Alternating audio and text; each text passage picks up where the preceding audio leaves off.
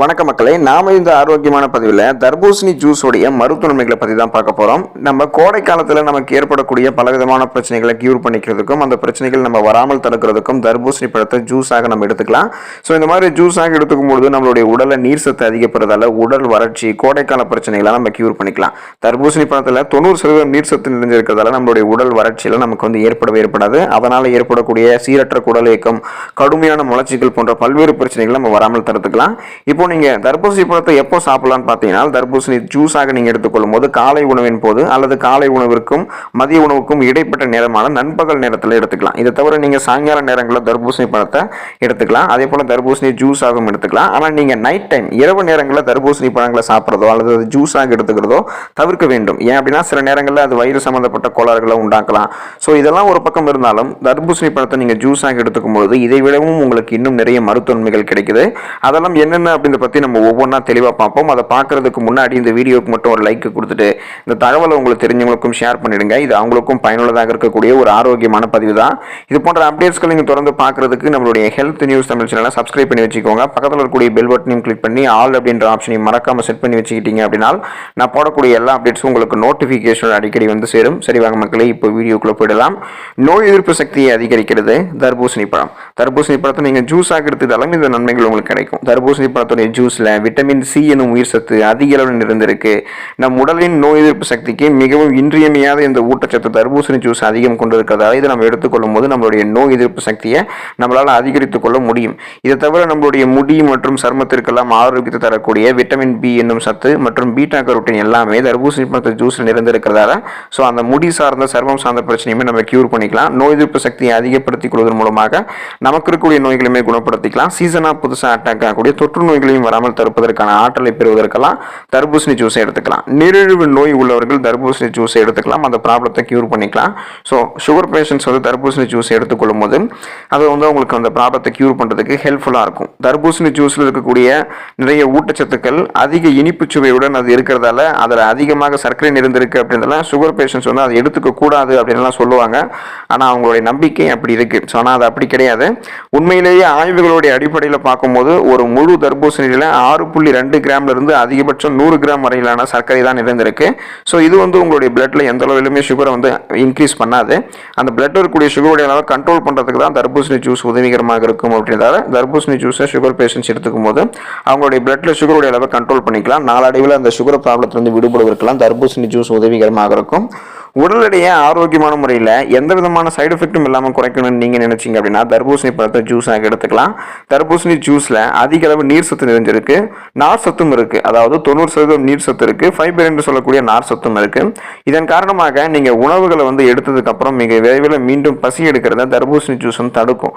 நீங்கள் சிறிதளவு தர்பூசணி ஜூஸ் அப்படியே எடுத்துக்கிட்டீங்க அப்படின்னா அந்த நொறுக்கு தீனி ஸ்நாக்ஸ் எல்லாம் எடுத்துக்கிறத கண்ட்ரோல் பண்ணிக்கலாம். இதன் மூலமாக நீங்கள் அதிக கலோரிகள் உங்களுடைய உடலில் ஏற்றிக்காமல் முதல்ல உங்களுடைய உடல் எடையை அதிகமாகிறத ஸ்டாப் பண்ணுவீங்க. அதுக்கப்புறம் தர்பூசணியில் இருக்கக்கூடிய நீர் சத்தும் நார் சத்தும் சேர்ந்து உங்களுடைய உடலில் தேங்கி இருக்கக்கூடிய கழிவுகளை வந்து வெளியேற்றி அதிகமாக இருக்கக்கூடிய அந்த கொலஸ்ட்ரால் வந்து குறைச்சி நீங்கள் எதிர்பார்க்கக்கூடிய அளவுக்கு உங்களுடைய உடல் எடையை ஆரோக்கியமான முறையில் தர்பூசணி ஜூஸ் குறைக்கும். இதை தவிர தர்பூசணியில் வந்து அந்த கொழுப்புகள் வந்து எல்லாம் குறைவாக இருக்கும். ஸோ அதனால் அது வந்து உங்களுடைய அந்த செரிமானத்தை ஆரோக்கியமாக மேம்படுத்தி உங்களுக்கு இருக்கக்கூடிய உடல் எடையை சைடு எஃபெக்ட் எல்லாமே குறைக்கிறதுக்கெல்லாம் உதவிகரமாக இருக்கும்.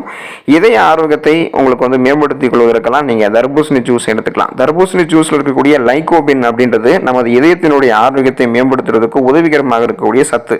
இந்த சத்து என்ன பண்ணும் அப்படின்னா நம்மளுடைய பிபி என்று சொல்லக்கூடிய பிளட் ப்ரெஷர், அந்த ரத்த அழுத்தத்தை சரியான அளவில் வைத்து நமது உடலில் இருக்கக்கூடிய கொலஸ்ட்ராலுடைய அளவை குறைக்கிறதுக்கு உதவிகரமாக இருக்கும். ஸோ இதயம் ஆரோக்கியமாக இருக்கிறதுக்கு நல்ல கொலஸ்ட்ரால் வேணும்.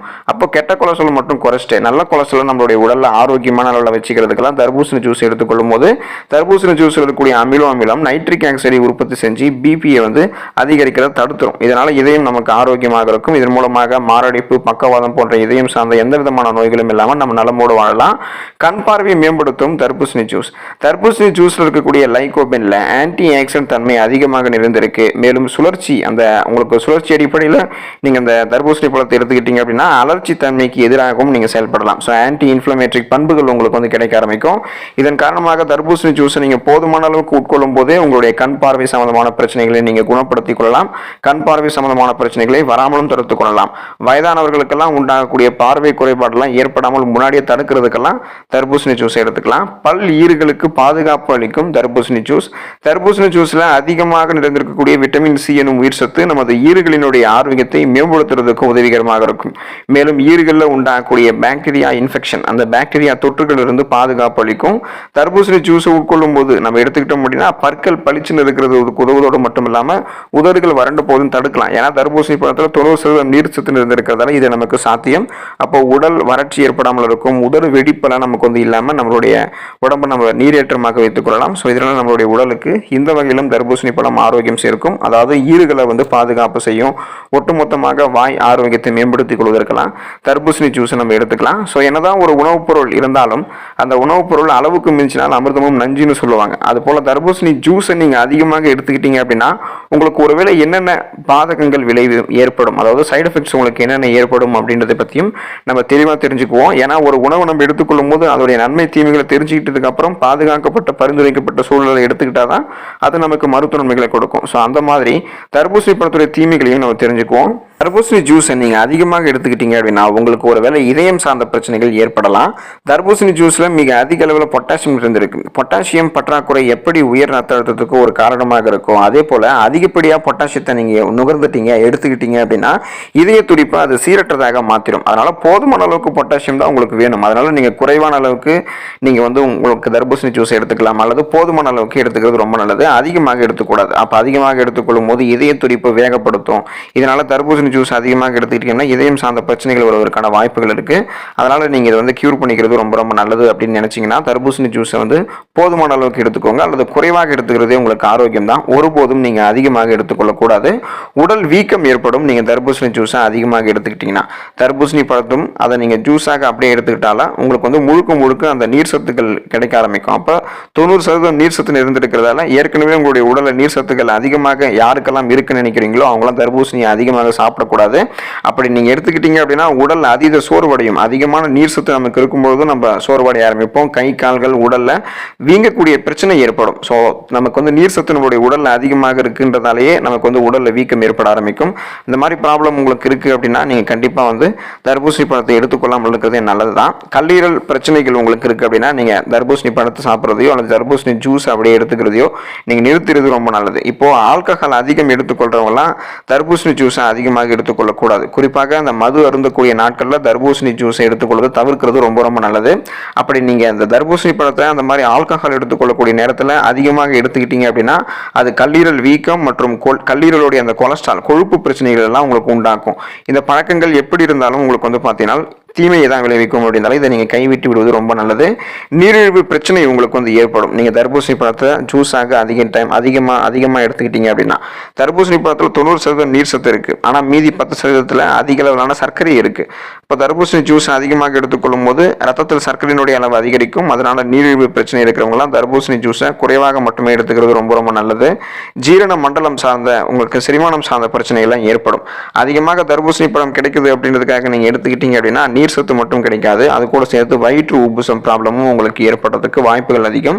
ஆகவே அதிகமாக எடுத்துக்கொள்ளும் போது அதில் இருக்கக்கூடிய அந்த கார்போஹைட்ரேட் உங்களுக்கு வயிற்று வலி மற்றும் வயிற்றுப்போக்கு ஏற்படுத்துறதால வாயு தொல்லை ஏற்படுத்துவதோடு செரிமான ஆற்றலையும் குறைத்து அஜீரண கோளாறு ஏற்படுத்தும் அப்படின்றதால நீங்கள் குறைவான அளவுக்கு எடுத்துக்கிறது நல்லது. ஒருவேளை நீங்கள் தர்பூசணி ஜூஸ் அதிகமாக சாப்பிட்டீங்கன்னா வயிற்றுப்போக்கு பிரச்சனையும் உங்களுக்கு வந்து ஏற்படும். தர்பூசணி ஜூஸ் நீங்கள் எடுத்துக்கொள்வது போலவே அந்த தர்பூசணி ஜூஸுடைய விதையிலும் ஏராளமான மருத்துவ நன்மைகள் இருக்கு. அது வந்து பார்த்தீங்கன்னா உங்களுக்கு நிறைய முறைகளில் வந்து பயனுள்ளதாக இருக்கும். அப்போ வந்து நீங்கள் அந்த மாதிரி இருக்கக்கூடிய பட்சத்தில் குறைவாக எடுத்துக்கிறது நல்லது. அதிகமாக எடுத்துக்கிட்டீங்க அப்படின்னா அது உங்களுக்கு சைடு எஃபெக்ட் தான் விளைவிக்கும்.